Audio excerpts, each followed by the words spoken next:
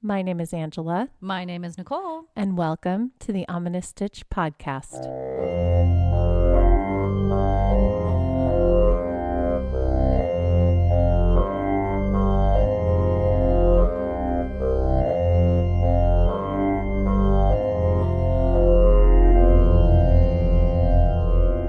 Hello, Stitchers! Hey, everybody. Welcome back to another amazing episode of the Ominous Stitch podcast. Yay! Yay! I totally forgot how I start this. This is episode 80. 80! This is episode 80. I've been doing this 80 times and I forgot how to start the episode.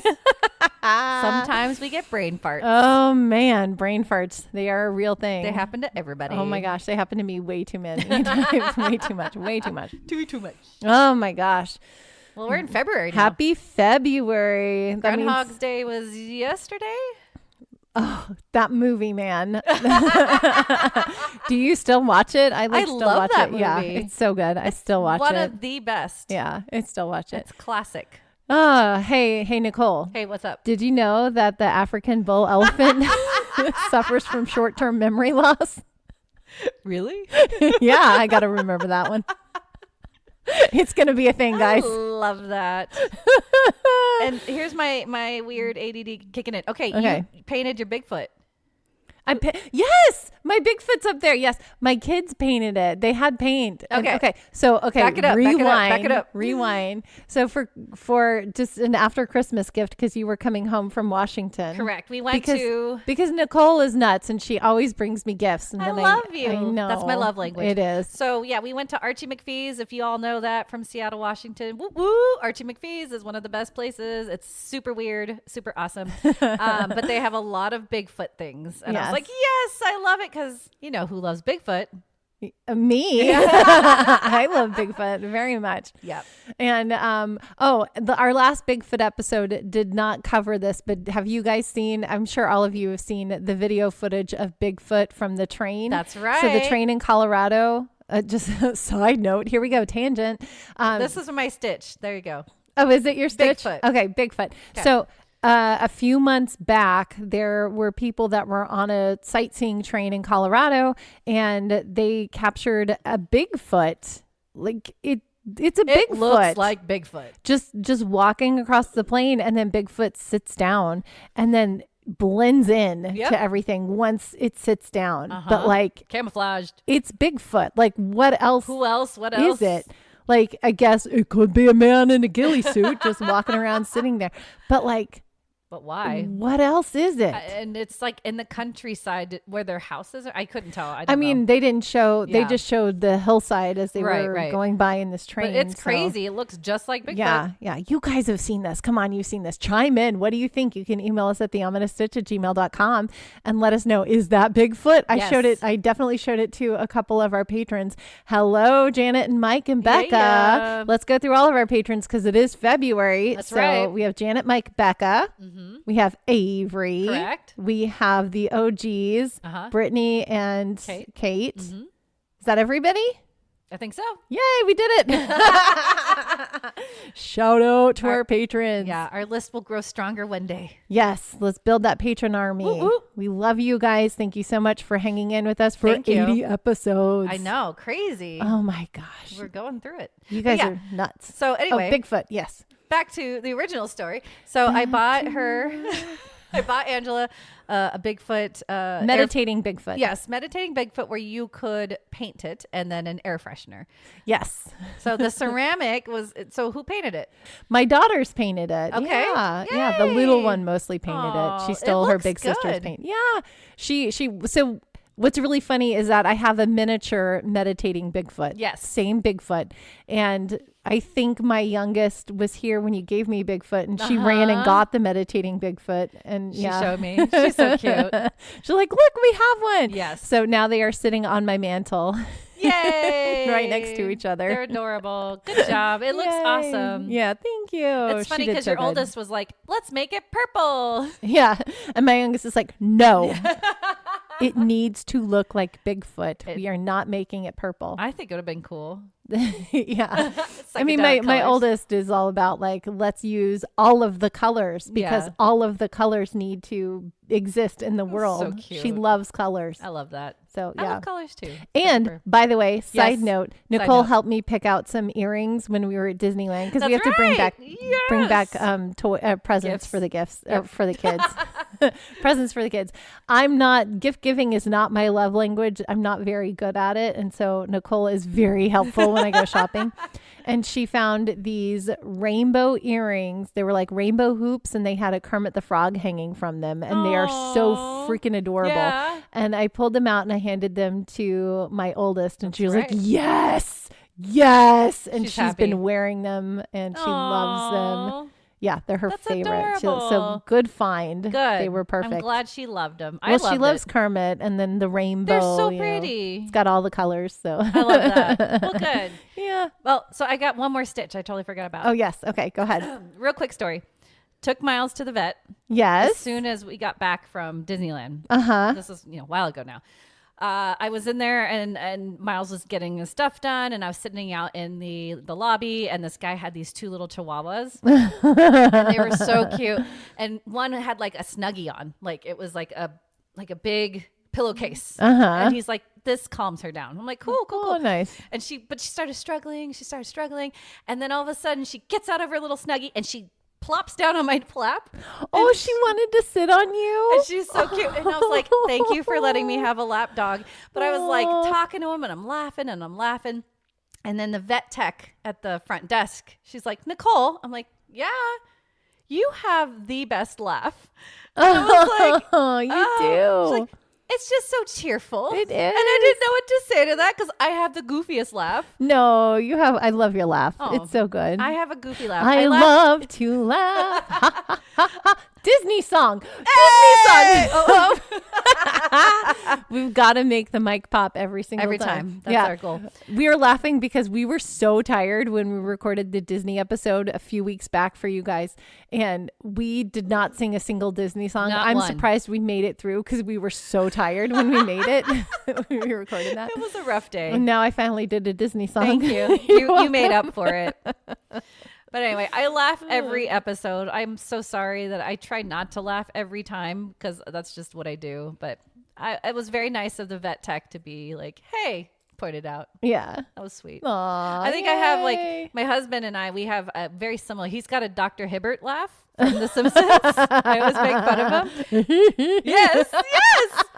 I can't do it. I love it. But my laugh is very similar, just like higher pitched and goofy. I don't know. I have different laughs. So I have the one that I do on the podcast, which is, my normal laugh. But my dad can get me to do this weird laugh. And he does it with me. And once I get going, I can't stop. Oh, I want to hear. And it's just I probably heard it. It kind of goes to a silent, and it's one of the kind of things. You've done that way on me. Yes. I'm sorry, guys. That was really loud. But yes, so he'll get me to do that because he'll do it too. And then I'll laugh at him doing it and he's laughing at me doing it. And we it just can't stop. Yeah. That's so cute. Yeah. Good job, Dad. Thank you. And he does it on purpose now because he'll just be like, and I'm like, Dad, don't do it. That's so cute. Well, anyway, that was my stitch. What's your stitches? Okay. Mine is a little ominous. Uh-oh. And you may have seen it, but not really realized it. Okay. So you ready? Okay. So I am very, very close to this place called the Gentle Barn, which is like they're open on Sundays to the public, and basically they rescue farm animals and they give them a really nice life. And the woman who owns and operates it is actually an animal psychic, and so I'm sure she's connected to a lot of these animals and can kind of live their story, but she gives them the best life. They are incredibly well cared for. She has acres and acres and acres of land and, all this stuff. And it's a beautiful, wonderful place. If you ever want to go cuddle a cow, she has these big, massive cows that are beautiful. But you go out there and you start brushing them and then you can lay down with them. And they love it. Cows love to cuddle. Yes. I've seen that. And they're these big, massive things that love to cuddle. They're like big doggies. They are. And they're the weirdest, they look like aliens, which is a wonder why aliens love to pick them up, right? But they're Stealing our so cows. sweet, and these are like big cows. Anyway, Right. so the Gentle Barn is open on Sundays for the public to go and play with the animals and cuddle them and meet. They have a ton of different animals, but they use the roadside parking. So the parking lot, you can park on the road. They do have a lot. And then they also use some of my neighbor's property to park cars on as well. Okay. And then my road to get to my house kind of bypasses all of this, right? Yeah. So I noticed today, Uh-oh. I was leaving to take the kids somewhere before you came over.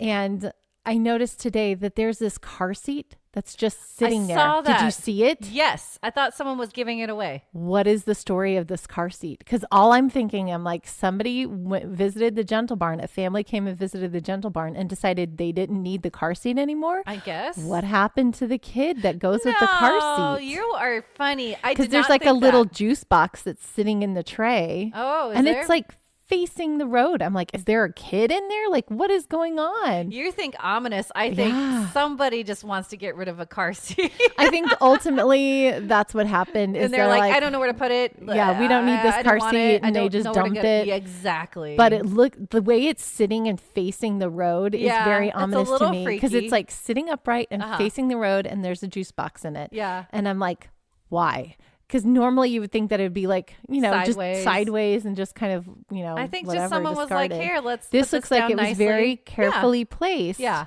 Because it's probably a really nice car seat. But it is a nice car seat. They didn't want it anymore. And they were like, you don't fit this anymore. Or like my kids, they either like threw up on it or got something on it. And they're like, you're too big for it anyway. Let's just put this down. Someone will pick it up. Yeah, but that car seat is not, you need a booster after that. So yes. Did they have a booster? I'm guessing.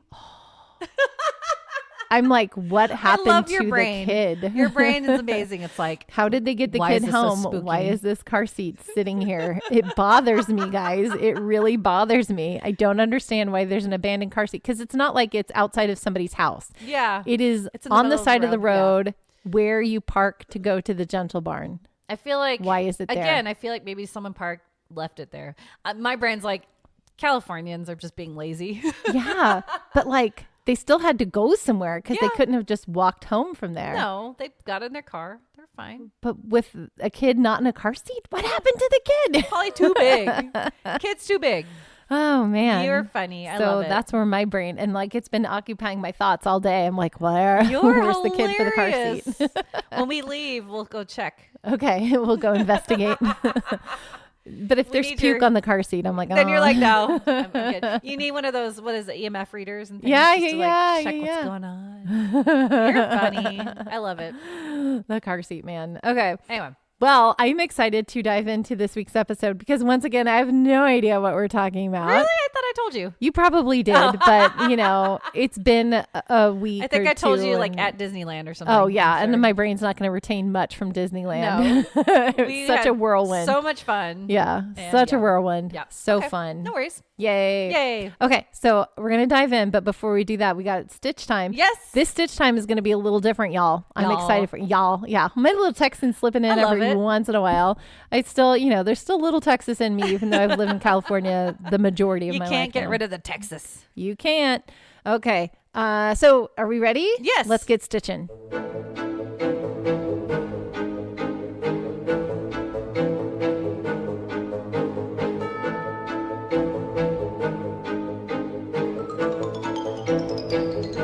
Okay, Stitchers. So we're going to embark on a journey. Woohoo! You guys ready to go on a journey with me? Yeah. This is going to be a series of stitches that we're going to be doing because I thought it would be really fun. I'm in the mood to make another Mandela blanket. Yay! So I've made these are, I love the mandalas. Do you say mandala or Mandela? I say Mandela. You say Mandela because of the Mandela effect. Yeah.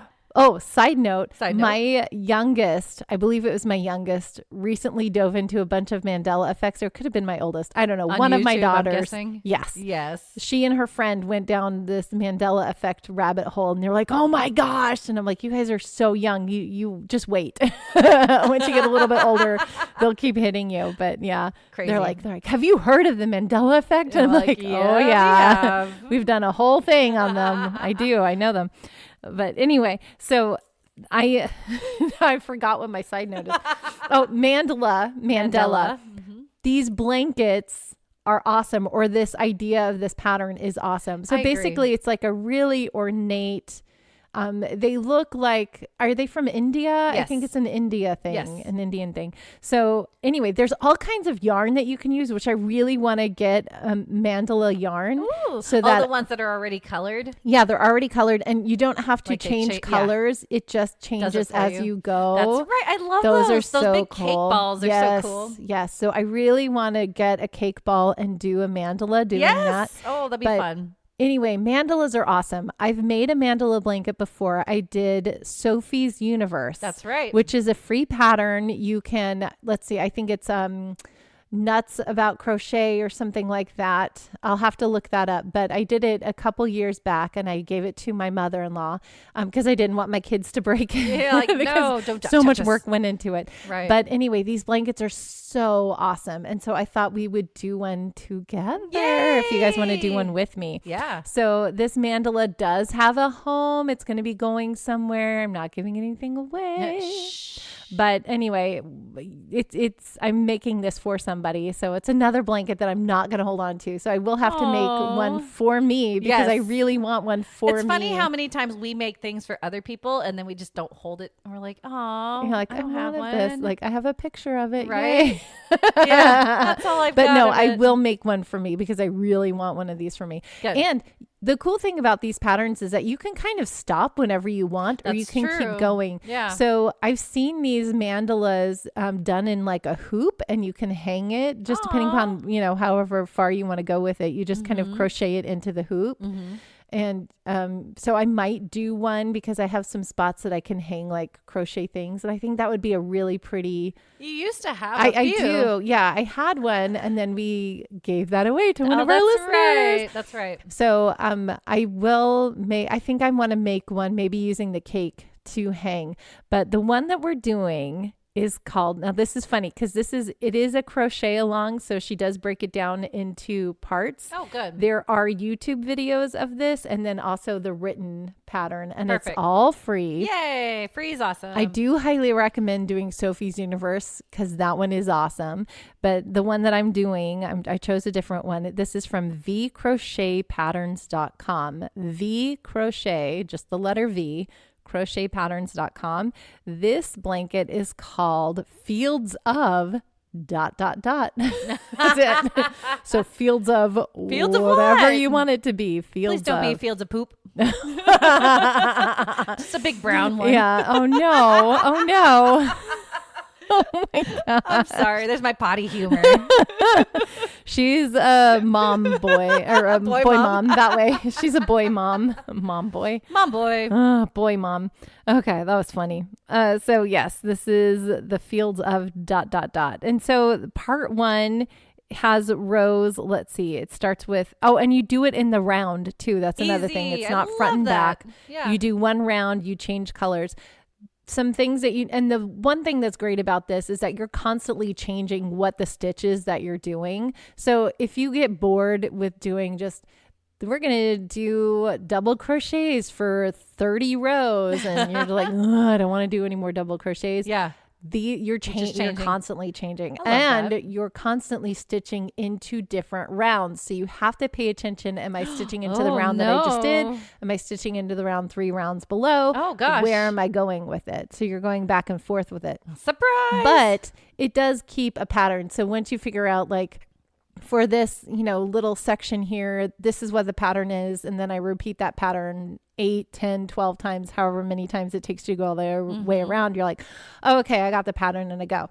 But you just got to really pay attention which row you're stitching into and what your pattern is. And then also keep in mind how you want your colors to look. So look ahead in the pattern and figure out like, okay. And the good thing about this one and about other mandalas that I've done is that if you are doing one that changes colors, you can look ahead and see like, okay, I'm planning my colors this way because this is what they're showing here. You can see what all the rounds look like and be like, okay, my color substitute for this color is this. And then, you know, you can plan it out that way. Nice.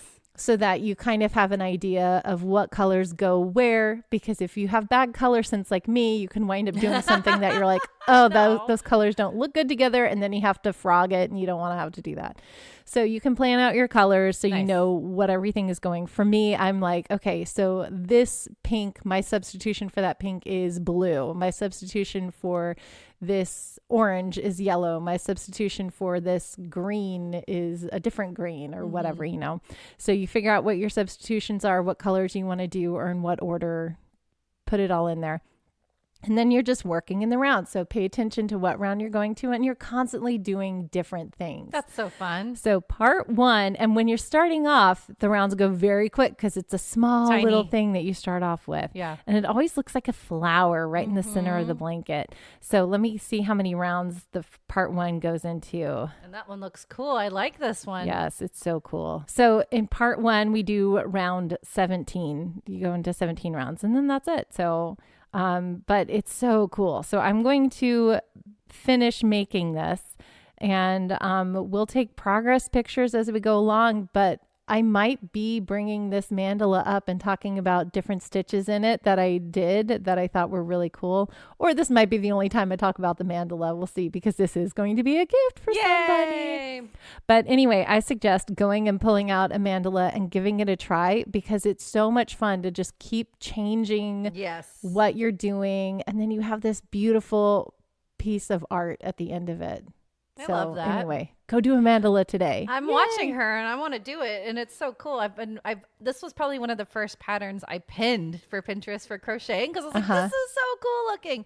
But I've never attempted. So one day. Attempted, they're fun. I know. They're really cool. So pretty. And you're always working on the right side so you can see everything that's happening. It's really cool. Okay. Well, out the patrons or stitchers are out there, let us know if you're going to do one. Do one. Let us know if you want to do it with us. You can email us at theominous@gmail.com. Send us pictures of any mandala you have done or that you want to do, and then we can maybe do it together. That would be really fun. Oh, I'd love that. Yeah, because this is going to be the first of many. I love doing these, and I am excited to dive into this one. Oh, let's see how fast she's a fast stitcher, everybody. No, it's only fast in the beginning because it's small rounds. Once you get into round like 130 and you have like very big 50 billion stitches that you're going around, you're like, I want to be done. Yeah. But that's cool. Yeah. Okay, we'll track the progress. Yes, we will. Okay. Yay. So that's my stitch for I today. Love it. Yay. Okay. Do a mandala today. Yay. Or Mandela, however you want to say. Mandela. Okay. I'm so ready to dive in to this week's episode. And just know, because I made you watch this movie this week, and we'll dive into movie time. It has nothing to do with it. It does have a lot to do with it. Oh, it does? You'll hear. You'll see. Okay. You ready? I'm excited. Okay. Are we ready? Ready. It's story time.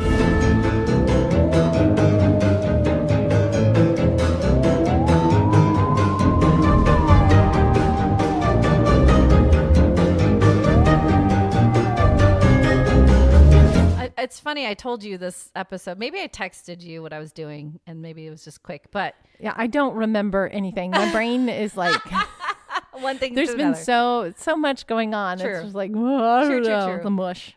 Well, we're gonna go around the world, and we're gonna go visit some haunted pubs. Yeah. Yay! Do you know? See, now you see the pub. Yes, I get it, because they had to be in the pub and they had to be drunk. Okay. That was we'll such get a to movie funny time. premise. I love it. Okay. All right. So we're not going to go far first. See, when Angela does hers, she's like, let's go here and here and here. I'm like, no, we're going to do this nice path. I drove her nuts with the castles. I knew I was going to. I was like, I have to organize these so that it follows a path. Or I'm going to drive Nicole nuts. And I'm like, no, we're going to drive her nuts because there's a reason why I put them in the way that I did. Because there's probably some haunted stuff going on, right? Yeah, because of the hauntings, and I wanted to like vary it. And I love it. Yeah, so we were tic-tacking everywhere, and it's Nicole's funny. like, I have to go in a path. It has to make sense. Just like that haunted road trip, you got to follow the path. You got to right? follow the path. But my path's still pretty far. It's going to go far. So the first one we're going to is not too far away. Like I said, we're going up north to Regina, Canada, which I didn't know there was a Regina, Canada. Regina, Canada to the... I didn't know either. So now we do. Yay, we learned something. Regina. We're going to the Bushwhacker Brew Pub. I love that. And Bushwhacker is Wakker. Just to mess with you all. I love it. Now, this is on the corner of Cornwall and Dewdney. But Dewdney? I love it. Right. But before we dive into the existence of the pub, know that before 1912, that street corner held a Chinese laundromat. Okay. Unfortunately, not much is known about the size and space, but we do know that on June 30th of 1912, a huge cyclone or what? Or tornado. They say it's a cyclone. Cyclone, right. What? Yeah, it ripped through Regina and many of the buildings were destroyed. Wow. Dozens of people ended up trapped in the rubble and hundreds came to assist those who needed rescuing. You don't think about cyclones in Canada. Right? It's weird because it's this big country, continent. Yeah. And it's huge. Anyway, approximately 20 people were killed in the immediate vicinity of that Chinese laundromat. Wow. Yeah. On that same land where people lost their lives, a warehouse was erected by a man named Stuart. And he hired Stuart. And he hired Scottish man James Strathdy. I don't know how to see Canadian. I didn't even know how to spell Canadian or pronounce Strathdy or Strathdy. What do you think? It's just ATH. STRATHDEE. I would say so Strathdy. Oh, I'm terribly wrong. Strathdy. That's very American, isn't it? Yeah. Anyway, Strathdy, sure. From Winnipeg to manage it. He and his wife lived in the Cathedral area, which apparently was a nicer area of Regina, and both were members of the elite. Oh, fancy. Yeah. When businesses started booming, another Scotsman named Campbell was hired as his assistant manager. Now, in the 1930s, tragedy struck Strathdy as he was involved in a major car accident. The incident left him with serious injuries, including head injuries. Oh, no. Yeah. He did recover, but he never fully returned to normal, which resulted more authority to be given to his assistant, Campbell. Mm-hmm. This spiraled Strathdy into a deep depression. I bet. Yeah. One October morning in the late 1930s, Strathdy was found lying on the train tracks across the street. Oh my gosh, a dude. shotgun nearby and his head almost blown off. Oh my gosh, dude, no. Yeah. It was ruled a suicide. However, the whole scene was odd. Why did he choose an unlikely place and time to end it all? Like, he shot himself on a train track. It's weird. Maybe he just got tired of waiting for the train.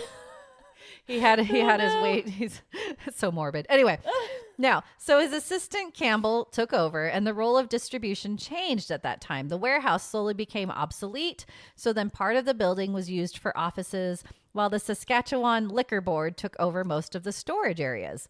Then it changed to Regina Modern Furniture, then the Strathdy Mall, and the Bushwhacker Brew Pub, which opened January 25th, 1991. And today the pub is still there, but the rest of the building is now a combination of residential condos, offices, and shops. But people who work in the pub and throughout the building have reported some pretty strange events. Over the years, many psychic mediums have visited the pub, and almost all feel more than just one ghost still haunting the area. Ooh. Yeah. Late at night, People claim to see a man with a full beard and 1930s clothing out of the corner of their eye. Uh-oh. Most feel inexplicable cold spots. Wes, an employee at the Bushwhacker who had his own bakery on the second floor, claimed he was working at 3 a.m. and a man with the beard and brown plaid shirt walked past him. He saw the man not directly in front of him, but neither in the corner of his eye. So he saw something. Yeah. Wes thought he should investigate, so he put down his kitchen tools, turned to have a better look. Nobody was there. Yeah.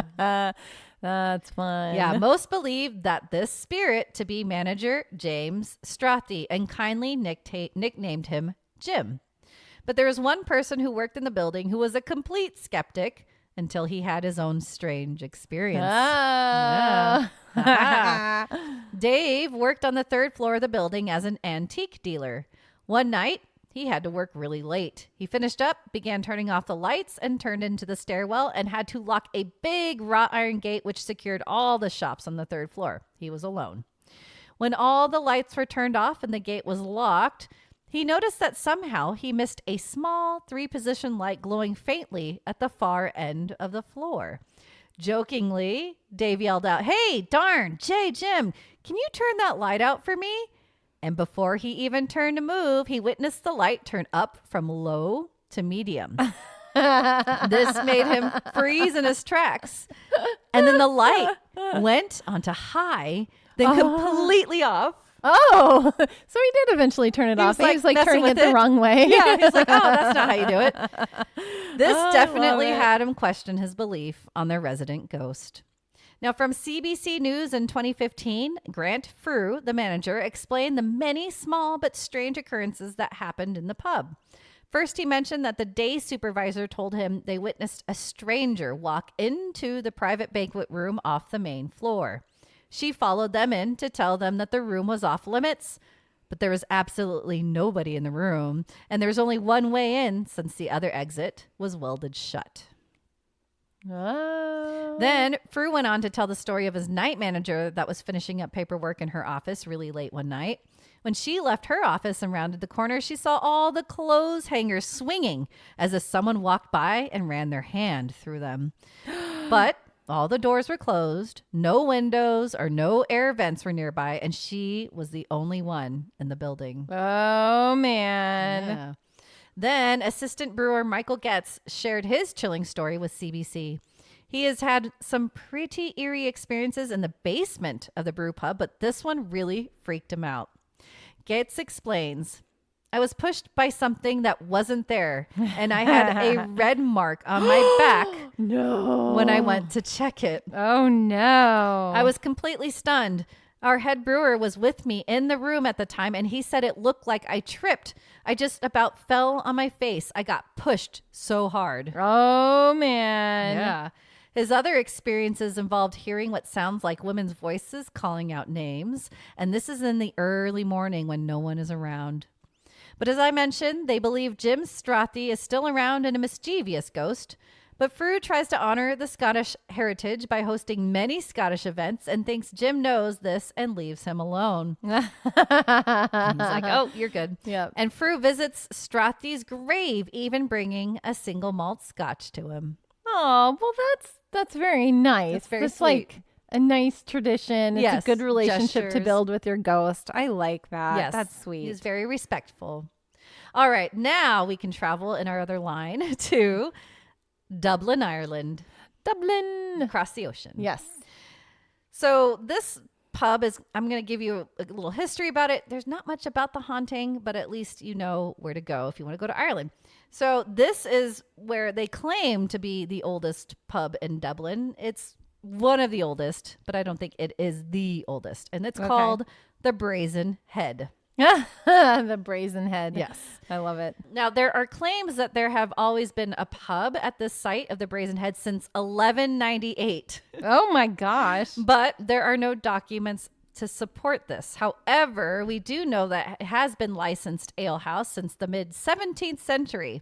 Now, fun fact, the oldest documented pub in Ireland is Sean's Bar, circa 900 AD. Holy crap. 900 That's AD. amazing. Oh my gosh. People needed to drink back then. I guess so. But like, I can't even imagine how that's a long time ago. That is a very over 1,000 years. Yeah. Oh, wow. Yeah. 900. That's crazy. I'm not going to do the math. It's too far back for me. But wow, that's a long time. But the present building of the Brazen Head dates back to 1754, and on its location on Bridge Street, the area at that time was bustling with wealthy merchants and nobility. Then in 1791, the Society of United Irishmen was formed, inspired by the French Revolution. Their goal was to overthrow the British rule over Ireland and create an independent government. Their meetings took place mainly at the Brazen Head, leading to the rebellions of 1798 and 1803. Sadly, these failed miserably, and one of the leaders of the rebellions, Robert Emmet, was beheaded on nearby Thomas Street in 1803. Uh-oh. During more upcoming civil wars, the Brazen Head was nearly demolished in 1916 and 1922. Uh-oh. However, the building stood the test of time with a little help. Also, to frequently visit the pub was author James Joyce, who penned his classic novel Ulysses here. Oh, nice. But as I said, there's only a little bit about the hauntings. The main ghost to visit the pub is rebellion leader Robert Emmet. He is still seen to this day sitting at his familiar spot at the bar. Oh, wow. That's cool. So he's a popular haunt. That's cool. Yeah. I'm going to go see him. Let's go see him. I want to go to Ireland so bad. Becca's going to Ireland. Becca might know. I don't know if she's going to be in Ireland when this releases, but she'll be very close. Oh my gosh. Yeah. Just for funsies? Becca, go to Dublin. I think she's going to be in Dublin. If you're going to go to Dublin, go to the Brazen Head. Let us know. Yes. Go seek out this ghost. Yes. I actually have one more that you should go to that's in Dublin. Ooh. We're going to go to this next one. Okay. Okay. So I'll tell you what it is, but just know the Glasnevin Cemetery in Dublin was finished in 1832, and it was Ireland's first non-denominational graveyard. Only a year later, John Kavanagh's father-in-law gave him a pretty nice gift, a pub that shared a wall with the Glasnevin Cemetery. Oh, no. Is that a gift, though? Yes. Okay. You get to run a bar. Yay. And to this day, the Kavanagh family still owns this quaint pub, John Kavanagh, or known as the Gravediggers. And not much. This is the cool part. Nothing has really changed on the interior. Oh, which is cool. That's cool. Yeah. So the pub's nickname, the Gravediggers, is not what you quite expect. Now, back when another outbreak of the Black Death hit Ireland in the 1800s, gravediggers were the only people not allowed inside the pub since they had been outside burying rotting bodies all day. Yeah. And the owner didn't want them spreading the disease around. Makes sense. So, although they're probably the ones that are like most in desperate need of a drink at that point, right? Exactly. That's why they didn't want to not serve them, Yeah. but they figured out this. They solved it because everyone, right, deserves the drink. They made a hole in the wall in which gravediggers can maneuver their shovel into. On the shovel, they placed a few coins, and then the bartender would take these and replace them with a pint of Guinness. Aw, yay. Yeah, so they got their drink. But of course, many gravediggers would stop by throughout the history of the pub to grab a drink after work, and many customers were those coming out of funerals from the cemetery next door. Mm-hmm. But so, okay, well then I guess it makes sense that that's a good bar to have. You have a steady stream of yes, customers. Exactly. And all the locals too. Mm-hmm. The pub boasts plenty of paranormal activity though. I mean, based on its location, how can it not be? Right. Head chef Ciaran, is it Kieran? Oh, it's probably Kieran. Ciarin, but it's Irish. Yeah. So I'm going to guess it's Kieran. Kieran. Yeah. So head chef Kieran shared his story with Dublin Live, and it involves his sister Anne. So their family home was directly above the pub. Oh. Yeah. That's fun. That is fun. And at the age of 17, Anne was just falling asleep when she noticed a young girl with brown curly hair wearing a white nightdress with a frilly collar just sitting at the foot of her bed. Chilling. And kept creepy. blinking and then realized she was wide awake. Oh my gosh. The little girl then smiled and vanished. Oh no. Not what I'm trying to sleep, people. I don't like it when the ghosts wake you up and they're on your bed. Yes. Right? I don't want them to touch me on my bed. I don't want them to pull the blankets off of me. Nothing with my bed. No, that's my safe spot, man. No, because then I won't feel safe anymore, right? Yeah. How can you sleep in that bed? You're gonna think she's gonna come visit again. Like, I mean, she didn't do anything. She just sat there and blinked and then smiled. And smiled. Yeah. Oh gosh. Thanks. Cool, man. Hi. But yeah, not cool. So, and then Kieran notes that spooky things happened all the time. Things fall on their own and there are weird noises. He mentions that when his late father ran the pub, he never accepted credit cards. In modern times, Kieran decided to purchase a credit card reader to keep up with, they had to keep up with now. Right, yeah. Keep up with modern times. But the machine inexplicably breaks down all the time. And Kieran believes it's the spirit of his father. He's like, no credit cards. No credit cards. No credit. Use your cash. It's like, Dad, stop it. Exactly. And once a medium came by when his father was still alive, he actually had a lot of mediums and people come by because he wanted to check out the place. But they had a seance where she drew a man standing next to his father that looked exactly like his grandfather. And she also noticed the ghost of a dog outside. Oh, puppy. Yes. And Karen claims there are ghost dogs all over. Aww. But he passed on a story about a real dog and his uncle that was pretty spooky. You ready? Oh, yep. So one night, his uncle Jack was locking up the pub and counting the till when a familiar German shepherd came by and wanting in. Apparently, the dog was a grump that he wasn't allowed in when customers were there, but he would occasionally let him in after the bar closed because he was really nice to Jack. Mm-hmm. So he also seemed like good protection while counting the money. Makes sense. Yeah, I'd want that. At one point, Jack had to go upstairs for something. And when he returned to the door to the bar to greet the dog, he was growling with his hackles raised while backing out of the bar. Uh-oh. Jack presumed there were robbers inside, even though he couldn't see anyone. So he tried to get the dog to attack, but the dog wouldn't budge. He kept going backwards out of the bar. That's if your dog is growling and going backwards, you get out of there. Exactly. Oh, he was my just gosh. so scared. So Jack then assumed some unseen supernatural entity scared the living daylights out of the dog. Jack locked the internal door, left the money on the counter, put the dog outside in the backyard, and he climbed upstairs to try and sleep, but did not get much. Yeah. In the morning, he came back downstairs. The money was still in its place, thankfully. Good. He let the dog out. Dog was like, yes, let me out of here. Because Who let the dogs out? Who? Yes. So that was his story with the dog. I would probably do the same thing. Leave the money. I would probably poop my pants and freeze for a few minutes. Right. And then it would I'm be outta the here. same thing. Yeah. Not cool. Mm-mm. Then in the 1980s, when Eugene Kavanaugh, which was Karen's father, ran the bar, he had a repeat ghost appear in the bar frequently, which he called the Man in Tweed. Aw.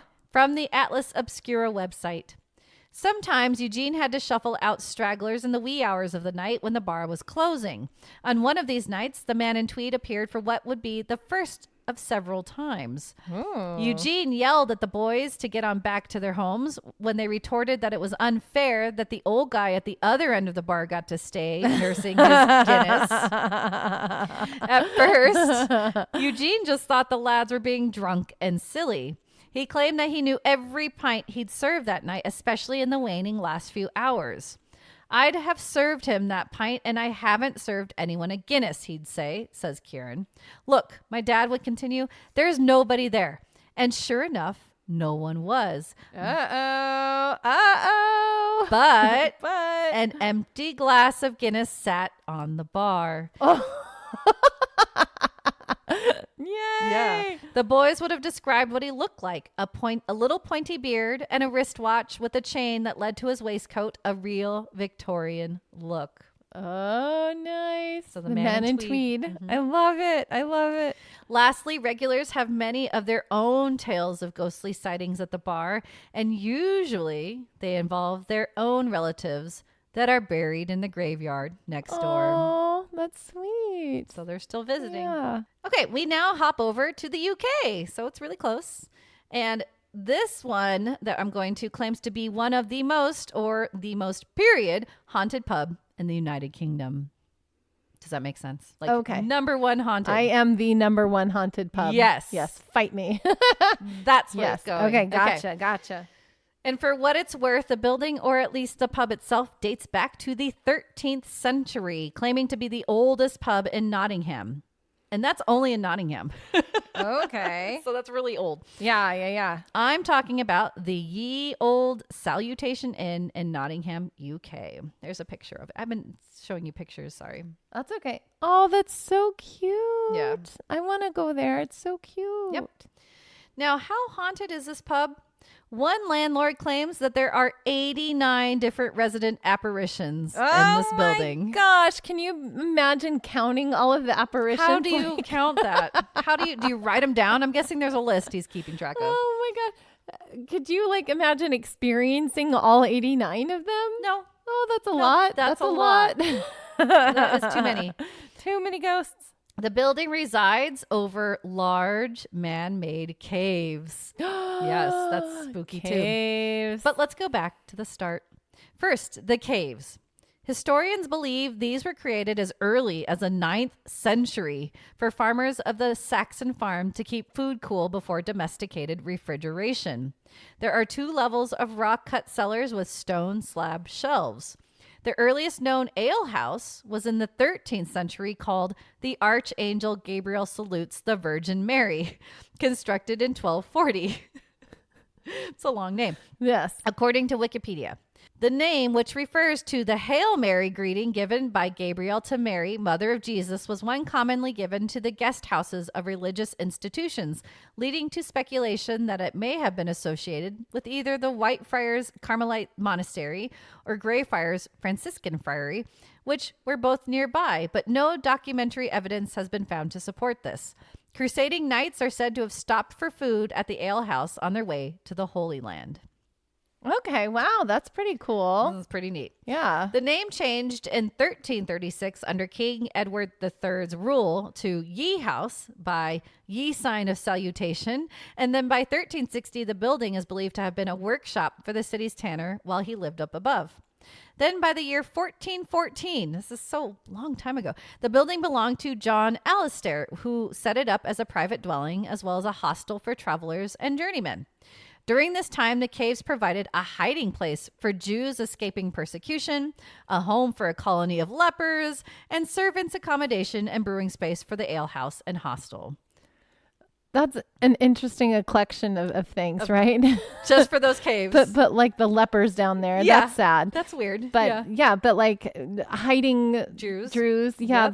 that's awesome. That's pretty like, cool. I mean, it's good they were trying to save them and Yes. but yeah, that's There's a lot of crazy energy purposes for that, for those caves. for the caves. Yeah. So now you see why it's like Yes, got I a get lot it. of different It's energy. got a lot of energies. Yeah. So the building changed around during the English Civil War, and by 1660, the inn was given its current name. However, a brothel took over where the current dining room is, and a sweet shop took over what is now the Cromwell Room. Nice. So brothel and sweets. Nice. By the late 17th century, Get some sugar and then some sugar. more sugar, the inn became a very shady place. Yeah. Where highwaymen would hang out, aka robbers, but took a better turn at some point. Doesn't say when, but highwaymen. Yay. Yeah. Throughout its time, many deaths occurred in and around the building, which include at least 3 landlords, all named John. Oh, well, Yeah. that's easy to remember. Hello, my name is John. You're John.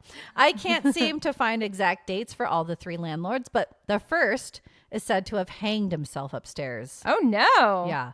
The second landlord, we do know that in 1820 served poison to himself and family on accident. The domestic oatmeal had been contaminated with arsenic procured to exterminate rats. Oh, no. Yeah. Landlord John died, but thankfully the rest of his family survived. And the third landlord, John, fell down the cellar stairs and broke his neck. Oh, my gosh. Yes. These are not, Pretty- it's not pretty good to be gruesome. named John. And John was unlucky. yeah. Now, publican, which I learned something new every time, is a person who owns or manages a bar. I learned a new word. Publican. Yay, publican. I asked my husband. He's like, I don't know. A Republican? I was like, no, publican. Republican? No, publican. So publican Jason Watson of the Cell in 2019. John is fastidious about the cleanliness of his cellar. If it's not absolutely spotless, he slams doors and throws things. My first encounter with him, so this is the John that fell down the cellar, I'm guessing. Yeah. My first encounter with him was when I first moved to the pub. The cellar needed a really good clean, so I'd spent about 18 hours down there sorting it out. I popped upstairs briefly, and when I returned, there was a really old half-pint glass of beer in the middle of the floor. I'm absolutely 100% sure that nobody else had been down there. Oh, that's always cool. the half empty glasses of beer. Isn't that fun? It's nice that they're like still enjoying their libations. Yes, there you go. He goes on to say, I get on pretty well with John now. I've even forgotten to close the cellar door on my way back up to the pub before now and jokingly shouted back, close the door for me, John. And it has slammed shut. So he's helping him out. I love that. Yeah. John still works there. He's still there. Yay, John. Another ghastly apparition is that of a pirate. Yeah. Nice. I love pirates. It is said he had fallen into a well in the cellar caves when trying to hide. He drowned. Then there is the drinking highwayman ghost who can be spotted drinking on the ground floor bar. Okay, but this is a picture of that well. Oh, no. See how deep it is? Yeah, and you can't, it's like smooth-sided. You can't get won't up. be able to get out. Yeah. Oh, pirate, man. Now, here's what's fun. There's a reoccurring sighting in the cellar of a legion of Roman soldiers emerging from the wall. Oh, what? That's cool. Right? That march through the cellar and then disappear into the wall on the opposite side. Oh, that is so cool. Romans, dude. Oh, I want to see that one. That's cool. Yeah. But the main ghost who haunts the cell is that of a small girl. Oh, no. Yeah, the local legend doesn't state exactly when the tragedy took place, but Rosie, a 5-year-old flower seller, was right outside the cell when she was accidentally struck by a carriage in the courtyard. Oh, no. Yeah. The locals then carried her down to the caves thinking it would keep her cool and comfortable until the doctor arrived. But alas, little Rosie passed away before the doctor arrived. Soon after the accident, visitors of the pub began to complain about feeling scratched. And when they investigated further, they noticed 4 small scratch marks as if they had been scratched by a small child. Whoa. This didn't just occur over a day or a few months. This went on for 2 weeks straight. Sorry, yeah. 2 weeks straight where Yes. people were just getting scratched and Rosie. Little scratches. Then the superstitious landlord at that time decided to take a doll down to the cave specifically for Rosie. And just like that, the scratching stopped. Oh, wow. Yeah. To this day, customers and staff continuously bring dolls and teddy bears down to the cave as gifts for little Rosie. Oh, Yeah. Rosie.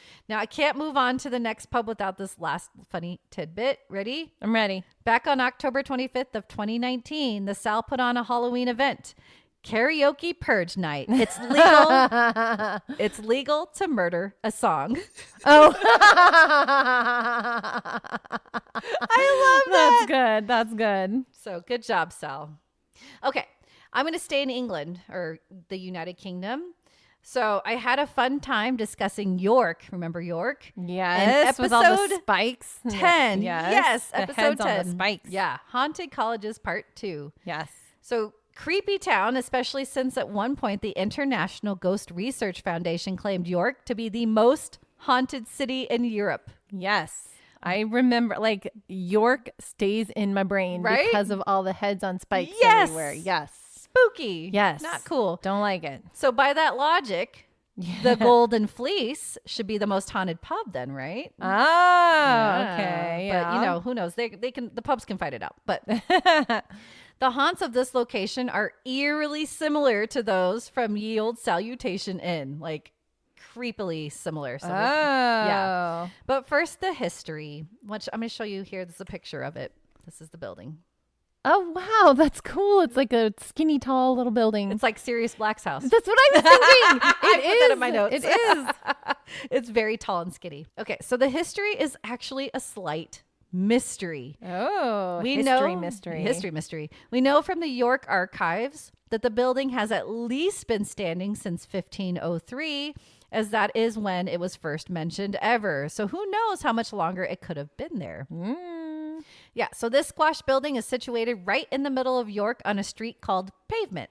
Pavement. Yes, that's like the city center. Okay. Very cool. And inside you can feel how old it is. Since there were no such things as building codes back in the 1500s or earlier, it was built with a wooden frame but no foundations. So, that's not good. Nope. So the floors, ceiling, and doors are all slightly crooked and feel almost gravity defying. That's cool. Yeah, I got to see it. That's so wonky. That's going to mess with your brain so much. And I have like motion sickness. You think I can handle it? No.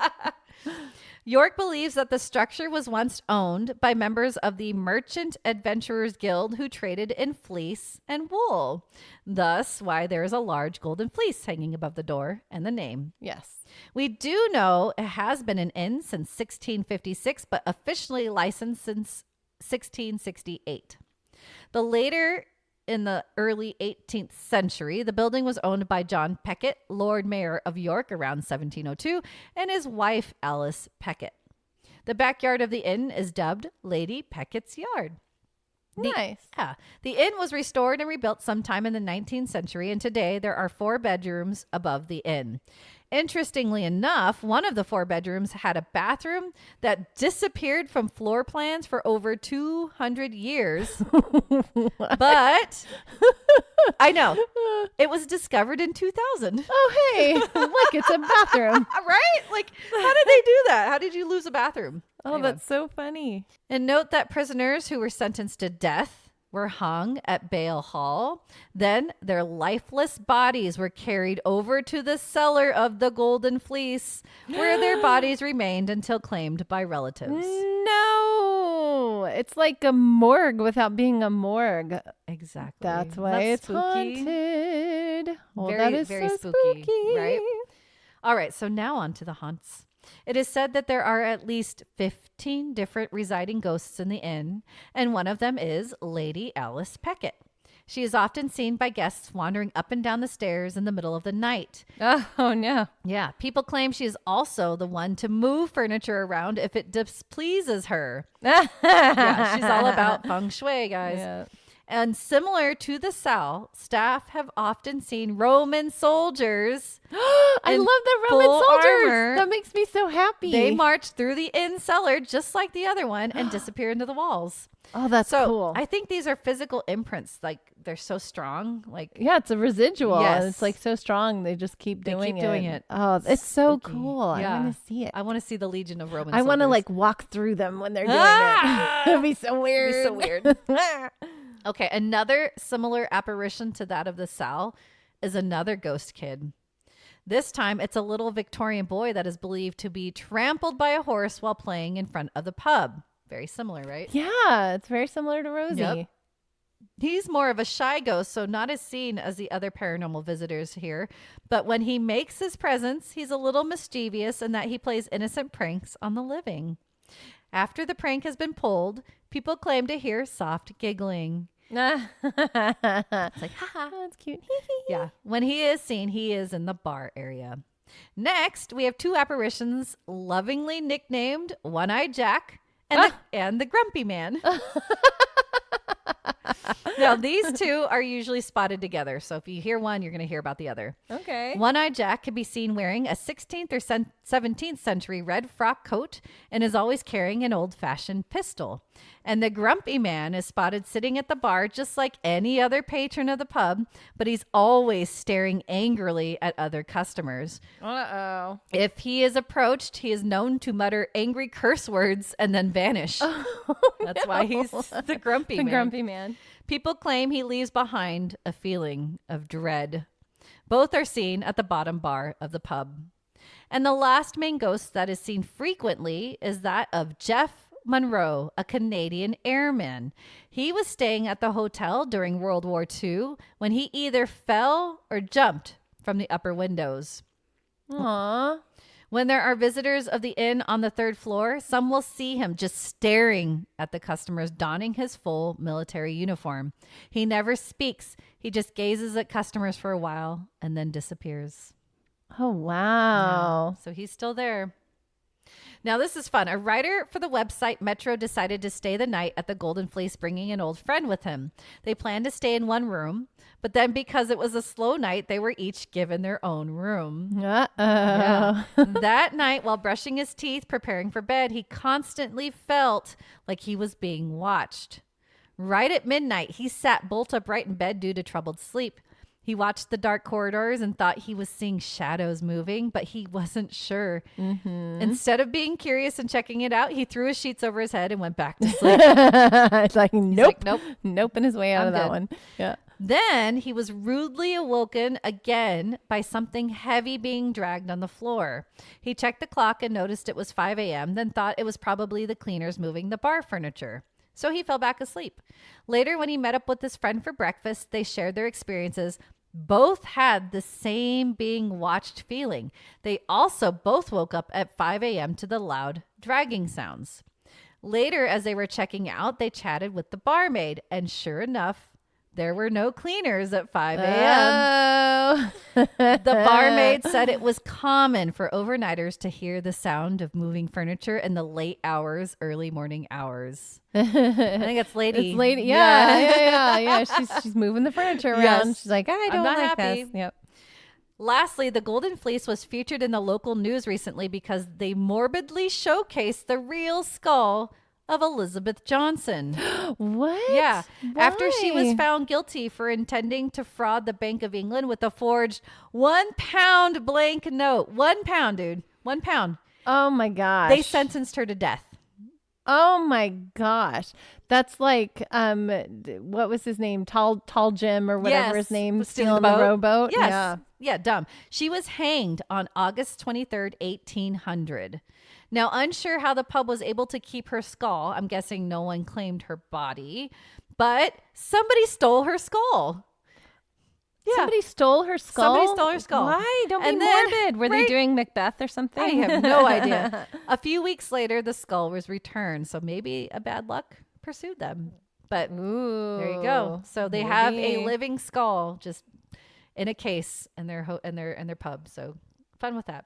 Yeah. Yeah. That's creepy. Yeah. Okay. I have one more. We're going all the way over to Sydney, Australia. Yay! Australia. Now, before I dive into this, I was laughing because every bar I researched pub in international, they're all inns. So yeah. Which I think is smart because it's like, oh, come stay here, but then come have drinks so that you can just go back to your room. Yeah. Like that's smart. I didn't think about that. Yeah. And I mean, a lot of establishments like came out, like started that way. It wasn't just a pub house, you know, it's like a pub and inn. Yeah. Like they're all that way. Yeah. So I have to do an episode sometime about, I guess, haunted inns because they call them inns more than pubs. I thought that was interesting. Yeah. Anyway, this one's very similar. So in Sydney, Australia, they have the oldest pub there too, the Hero of Waterloo. Now, the name of the hotel or pub refers to the Duke of Wellington who defeated Napoleon at the Battle of Waterloo. And the building was constructed in 1843 by George Patton, a Scottish stonemason who hired convicts to help. So apparently, if you look closely at the walls of the building, you can still see the chisel marks of the convicts who carved them. Yeah. June 30th, 1845. George Patton obtained the first public license for the Hero of Waterloo. At this time, visitors consisted of crews of the whaling and sealing vessels that docked at Miller's Point, as well as garrison troops of the colonial days. Soon after, in the same year, September 2nd, Thomas Kirkman became the Hero's second license and had been sentenced to 7 years transportation at Dublin City of 1791. He was a convict, guys. Yeah. So he came over and he's like, oh, I'm just going to buy this. So the rumor that he was part of the Irish rebel.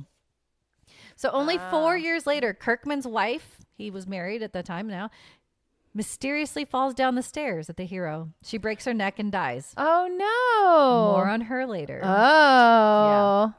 Now, the hero at Waterloo thrived throughout the years, but there is an ominous legend about the Waterloo. There is a secret tunnel running from the cellar of the hotel to the harbor, and this tunnel was used for rum smuggling and the involuntary recruitment of sailors. Yay! Because the number of whales was sharply declining and the voyages more longer and treacherous, it was hard for sailors to rustle up crew.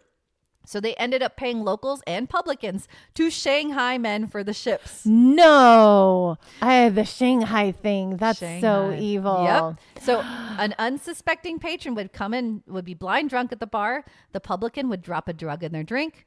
They would pass out. The publican then dropped him through a trap door into the cellar, then dragged through the tunnel and would wake up aboard a clipper. Some of these men never returned, either lost at sea or murdered. And some never made it out of the tunnels.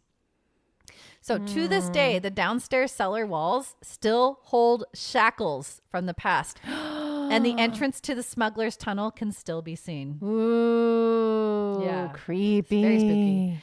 Many paranormal investigators and mediums make their way to the hero of Waterloo. Now, first, this is fun. Once a Buddhist monk stopped in, knowing nothing about the sordid history of the building. He walked over to the landing above the cellar stairs and immediately said, "She died under here." What? And she refers to the main ghost of the building, wife Anne Kirkman. Oh. So remember when I said she fell yeah. down No, the stairs? she died first and then they pushed her down the stair. No. Okay. What happened? Tell me. I love you. So the story goes that Anne discovered Thomas was having an affair with a younger girl who was also pregnant with this child. Oh. And Thomas figured, well, I might as well kill my actual wife and throw her down the cellar stairs. Oh my gosh. So pretty sure we know he killed her. Poor decisions, dude. Yep. But he was also he was a criminal and in the Shanghai he was business. a bad guy. Yeah. But Anne never left the building. No way, man. Nope. Good for her. Staff and many customers still encounter her spirit today. Ivan Nelson was the publican of the Waterloo Inn from 1988 to 2013. And when he passed, his wife, Kazuko Nelson, took over ownership. When Ivan was alive and Kazuko had just started working at the hotel, he told her that if someone runs screaming out of the women's toilets, don't worry. Don't worry. Because it's the ghost. Since then, many customers indeed have run out of the bathroom and would proceed to tell Kazuko that when they looked into the mirror, they saw a lady standing right behind them. And when they turned to look, she vanished. No one in the near vicinity. So she's there. Now, Kazuko often spent her time in the penthouse above the hero of Waterloo. And in the middle of the night, after everything was closed, she could hear the sound of someone playing the piano. At first, she thought someone was sneaking in and playing, so she had a camera installed. After observing the footage, no one was coming in or out, and the piano was still playing. Ivan reassured her it was okay. It was just Anne. He's so nonchalant. It's just Anne. It's just Anne. But after hearing it so frequently that Kazuko couldn't sleep, they decided to move the piano down to the cellar. Oh, so she could just play it down in the cellar. Yeah. Aww. They're like, we're not going to get rid of it. We're just going to move it because I want to sleep. Yeah. Here you go, Anne. Yeah. So Anne's still around. Then there's the Duke Room. Kazuko mentions that she typically hires university students and backpackers from England, Scotland, and Wales. All of them have one thing in common.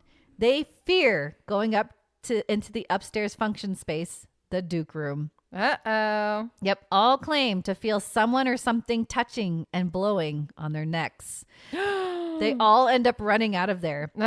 Kazuko even claims to hearing phantom footsteps walking in and out of the room. And when she knows no one has been in the space, she will notice the chairs around the dining table move, typically towards the fireplace.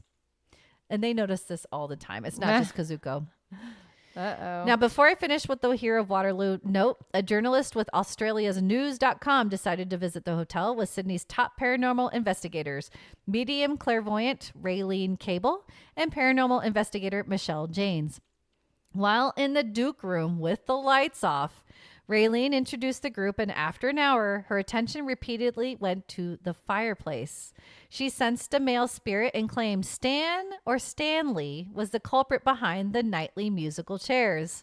Oh. Yeah. Soon, though, the journalist could swear he felt heavy pressure on his neck. And when Raylene glanced towards his way, she declared she could see a spirit sitting next to him. Dude, no. I'd be like, whoop, and jump up and get out of my chair. Nope, I'm not in this room anymore. Oh, man. When they made their way down to the cellar, Raylene claimed that there was a ghost named George at the entrance of the tunnel where he was stabbed in the chest and died right there. Oh, no. Raylene was also certain that more than one sailor died in the tunnels. After they parted ways from the haunted building, the journalist received a text message from Raylene claiming she went through the EVP and clearly caught a voice saying hello in the cellar. What? Oh. And that's the hero at Waterloo. I love it. Except I'm like, sorry that I forgot what her name is, the wife. Anne.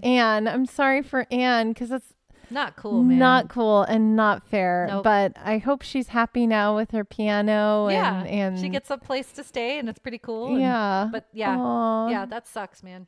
That's so good. So haunted pubs. Now I was telling Angela before this, as I'm done. I was trying to find one in Asia, like somewhere in Asia. Really, I can't find anything listed online about haunted pubs or bars in Asia. That's crazy. Yeah. If you've been to a haunted pub or bar in Asia, we want to know. Yes. You can email us at theominous@gmail.com and tell us your experiences. It doesn't have to be in Asia. It could be anywhere, but that's very weird that you didn't have any. No. Couldn't find any experience. Maybe they just keep it very close to their vest and they don't want to advertise their pubs that way. I don't know. There's many haunted places there. Yeah. Many you haunted can find all the haunted places. But and bars in particular. So interesting. Maybe they just don't care to haunt bars. Interesting. That's cool. Anyway. Well, this was so cool. I don't know. I love the history. Probably the Romans. Right? Going through, that's like the coolest thing to me. That's so cool. But I love how respectful everybody is of their ghosts. Yes. I do want to go to the two. Becca, go to the ones in Dublin. Yes, the Brazen Head. The Brazen Head and the Gravediggers. The Gravediggers, yeah, with the hole in the wall. Yes. Because I want to hear about those. Those would be fun. Yeah, tell us really about cool. it. Tell us about them. Oh, that was so good. I love ghost stories. I love hearing about ghosts. It's my favorite thing. Me too. I love it. Thank it's you, fun. Nicole. Yay! So good. Okay, so let me do my little plug before we throw it over to movie time. So as I mentioned before, if you have had any spooky experiences in a pub or a bar here or abroad, we want to know. You can email us at theominoussstitch@gmail.com. You can also jump over to podbean.com. That is where we host our little website. Podbean is the website where we host our little show for you guys, our little podcast. So you can get show notes from this episode and see how cute all these little inns are, the bars and inns. I mean, what do you say? Pub and inn? Pub. Pub in. It's really in. They're pubs though. But they have pubs. Yeah. So anyway, you can see all of the show notes from this episode or any other previous episode. You can also click on the little button in the upper right hand corner and become a patron. Join our little patron army. We will send you stuff. You really do help us keep this going for you guys. So we appreciate you guys. We love you guys. And it's just another way for us to connect to you as well as continue doing at least 80 more episodes for you guys. I want to keep going. Yeah, we want to keep going. Yeah. You can also jump over to any of our social medias. We are on all the things. Nicole posts diligently when she gets a moment to. She's been swamped with work lately, you guys. You have no idea. I'm super proud of her for even coming up with an episode today. So all my free time. I got kids first, and then I'm like, okay, I kind of throw that episode researching. So we need more patrons so Nicole can quit her job and this can be her job. Oh my gosh, wouldn't that be cool? That would be awesome, guys. I would crochet all day. We want to open up our shop because I want more time to crochet. Yeah. Become patrons so we can crochet. Yay! We want to crochet for you. We do. I love crocheting for people. It's Me so too. fun. Okay. Right. We got to move on to One movie more. time. Yes. So become a patron. Go on all of the social medias. Email us. I covered everything. Yeah. Yes. Okay. it's movie time. This movie was so funny. The premise of it just cracked me up. So let's get into it. It's movie time. Movie time.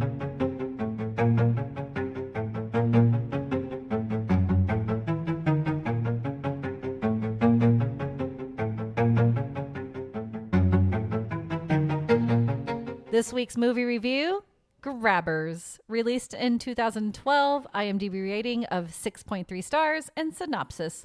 When an island off the coast of Ireland is invaded by blood-sucking aliens, the heroes discover that getting drunk is the only way to survive. This premise like cracked me up so much. I love this movie. They're allergic to us drinking, so everybody has to get drunk. I'm like, are they feeding alcohol to the little children? There were no children. Yeah. You noticed that? Yeah. I was like, that's a weird, like, they had to go around that. Yeah. So they were like, no we're kids. not going to show any kids. There's no kids on the island. Or they're hiding. I don't know. So, I was telling Nicole during the break, and I was like, wait, no. I got to save it for the movie. Yeah. These aliens, the way that they look, they remind me of the starfish. Yes. And the Suicide Squad. Yeah. That is a very good observation. That one definitely was more of a starfish. This one had more like tentacles. Yeah, it was more like an octopus starfish. With a a sea star, not starfish. Yeah. And a squid thing. The projectile that sucks your blood. Yes. Is a vampire. Yes. So I've never heard of this movie. I was looking up haunted pubs and bars, nothing. And I was like, okay, what about horror movies with bars in it? And I was like, there's a bunch of like very quick bar Shaun scenes. of the Dead. That is one, but you had to pay for that. Oh, bummer. That's such a good movie. I would have love Shaun of the watched that Dead. with you, and I love that movie to death. But I was like, I don't want to rent it after I've seen it like 100 times. 20 times. Yeah. So this movie's free on Tubi, and I was like, cool. It's Irish, and it's about a bar, and it's like solely in a bar. Yeah. And it's got some horror, like it's got aliens, but it's supernatural comedy too. It's fun. It's super fun. The premise of it is what gets me. I'm like, okay. So here's the hard part for me, because I'm American and I'm not used to a lot of different accents. Their accents are not bad unless they're bad on purpose. And then they make fun of that, which is really funny. So they're really clean accents. And so they're easy to understand, easy to follow what they're saying. Most of the time they do use some slang that I'm like, I don't know what that is. Like there was a word that you were like, what is that?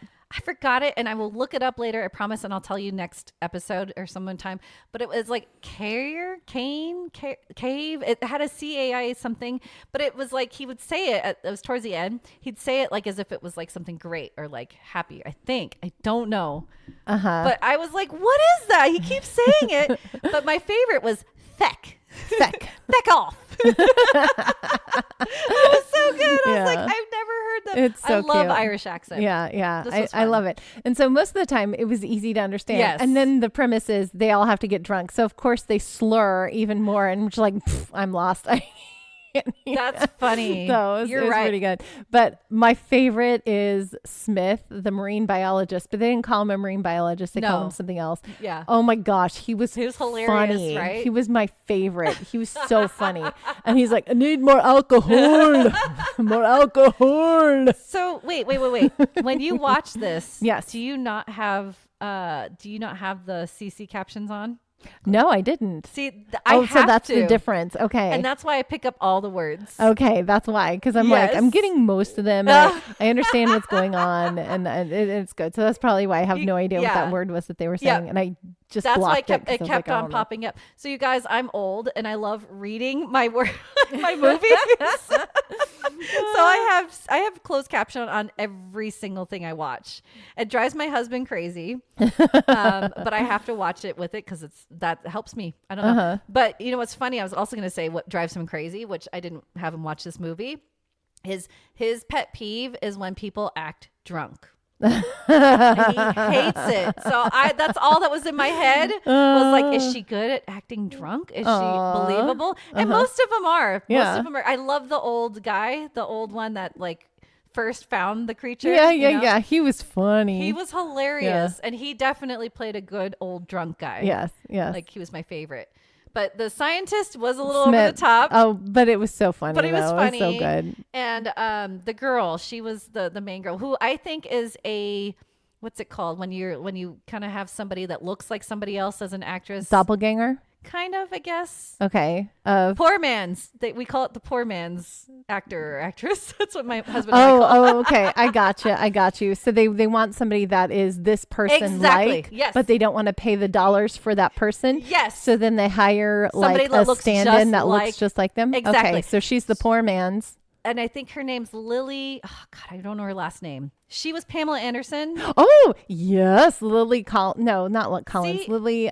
But yes, I know who you're talking about. She's in Yesterday as well. I don't know that. Oh, you don't know Yesterday? How do you not know Yesterday? It's so good. Yesterday is the story of, okay, this is not horror, but if you haven't seen Yesterday, watch it. We own it. But it's a British film, and it's the story of what happens if all of a sudden nobody in the world remembers the Beatles, and nobody in the world remembers anybody, whatever. I remember except this movie, for this one guy. And they sing a lot of, yes. Yeah, and he sings. He's a very good singer, and he sings. Anyway, she's the lead actress in that. She's also, you know what she's in that I recognize her from? What? Pride and Prejudice and Zombies. Oh, really? I haven't seen that. You have to see that too. Lily James is her name. Lily James, yes. Does she look like Lily James to you? Yes. Sure. Yes. I think so. Hold on. Let's go to her picture. I'm going to show her pictures. Okay. Yeah. So here is, her name's Ruth Bradley. Okay. Yeah. Okay. I see it. Yeah. You kind of see I see it. Let's go to Lily. Lily. Oh, I know Lily James. I think she's beautiful. She's gorgeous. But yeah. do you see kind of similarity? They're very similar. Okay. Yeah. Anyway, that's how I thought. I kept seeing her and I was like, she's the poor man's Lily James. Yes. And the actor looked familiar too, but I don't know what he's in. So what's his name? Richard Coyle. He looked familiar. I don't know what he's in. Let's see. Prince of Persia? Huh. Oh, maybe I don't know. I know. He looked really familiar to me. Fantastic Beasts, The Secret of Dumbledore. He's in that. Oh. He's Aberforth. Okay. I haven't seen that. I know. I'm in trouble. We're all like, you haven't seen this. Well, you haven't seen this. Anyway. But yeah, so I chose this movie. I thought it was hilarious, but it was still creepy. The creatures, they did a good job with the CGI, I thought. Did, right? Yeah, they did. Little blood sucker things. My favorite scene was probably when they were in the cave and they're trying to find it, and then they find the big guy. Yeah. I thought that was so cool. That was their first time coming across the big mama, and they're like, oh. Yes. I thought that was really cool. And there's spooky parts in this movie. I thought it was fun. And the premise was fun. Like, kind of refreshing. Well, because alcohol is poison, and these creatures need blood to live on, and water. Yeah, blood and water, and so they live in the sea most of the time. But when it rains, they can go anywhere. Right, that it's raining. There's water. Yeah, because there's water. Yeah, and so they get the whole town drunk to keep them safe on a rainy night, and it's just really funny. It's so good, and it moves well. It's fun paced. Like I said, CGI is great. It's beautiful because it's filmed on what's supposedly Aran Island, but it's gorgeous. It's so pretty. Yeah, it's so pretty. And the creatures when they're first born are really funny too. Yes, I was like, these are like gremlins. Yes, they're hilarious. They're all playing around in the bar. I think Ireland and Irish people need to make more movies because this was awesome. This was fun. Yeah. How many stitches would you give it?